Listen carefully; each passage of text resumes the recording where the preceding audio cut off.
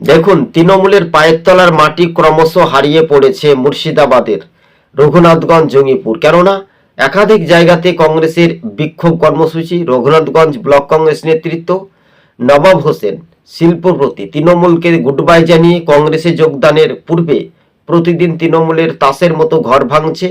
তাই কংগ্রেস সমর্থকদের বাড়িতে হামলা, হুজ্জুতি, পুলিশ প্রশাসনকে সঙ্গে নিয়ে।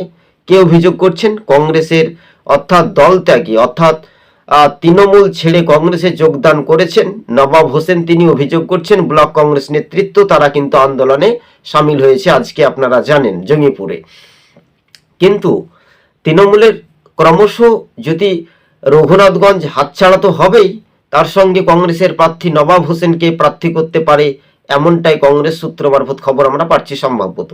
কেননা রঘুনাথগঞ্জ তৃণমূলের হাতছাড়া হচ্ছে স্বাভাবিকভাবে 100%-এর মধ্যে 99% মানুষ মনে করছে তৃণমূলের সন্ত্রাস, আর সেই সন্ত্রাসের মোকাবিলা করছে সাধারণ মানুষ, কংগ্রেস সমর্থকগণ। এমনটাই রঘুনাথগঞ্জ ব্লক নেতৃত্ব জানিয়েছেন। আজ এই পর্যন্ত আমাদের সবুজবঙ্গ